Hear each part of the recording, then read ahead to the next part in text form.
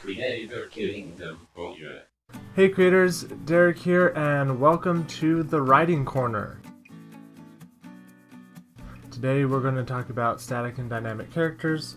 I'm going to be putting up a short video about the differences between those, and if you guys want to see more videos like this, learn more about writing, please like this video so I can be aware of that.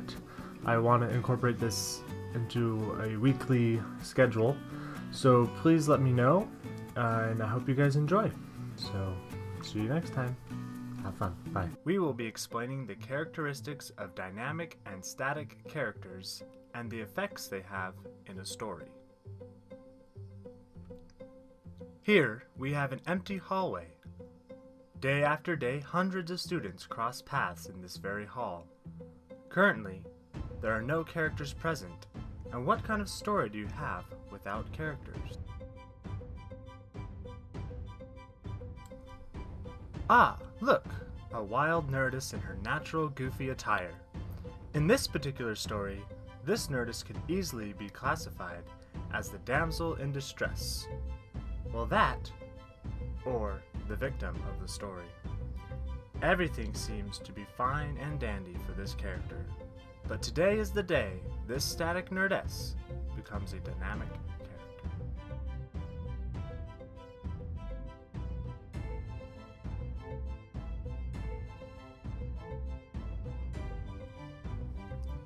Oh no! Here comes real trouble. The bully. She's tough, she's mean, she's heartless. Everyone turns the other way when she walks in the room. But that's just on the outside of this character. Sometimes, seeing inside a character's mind can be challenging. Perhaps, in order to understand this bully's attitude, we need to take a closer look at the internal or private events in her life. Some contributing factors to this bully's tough external shell are caused by conflicts at home, low grades at school, and personal insecurities. She becomes more complex and dynamic once you understand all of these factors. Unfortunately, on the outside, she's still a bully. Oh yes, the infamous static character of the sidekick. She has one job that comes with a lot of responsibilities. She has to make sure that the bully always looks cool, feels supported, and remains feared by everyone around. She is prone to jealousy and the internal struggle of deciding which side she is really on. That is to say, which side of the bully she should be standing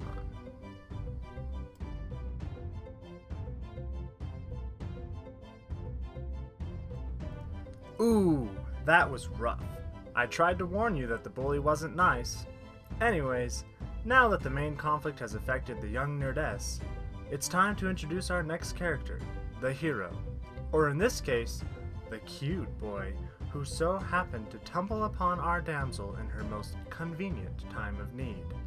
He doesn't change much, making him rather static, but that's only because the focus of the story is on the nerdess. If this was a story about how the young hero learned how to cope with the life difficulties and how he later changed because of them, then he would be dynamic. For now, however, he remains as static as they come. At least he's got the heroism thing going for him.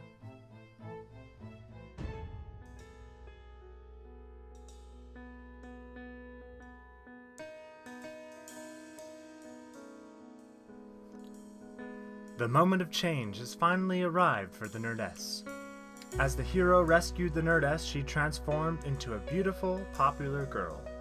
There are perks to being saved by the handsomest boy in school, after all. This means that our main nerdess is the most dynamic character in the story, because she's nothing like she was when the story began.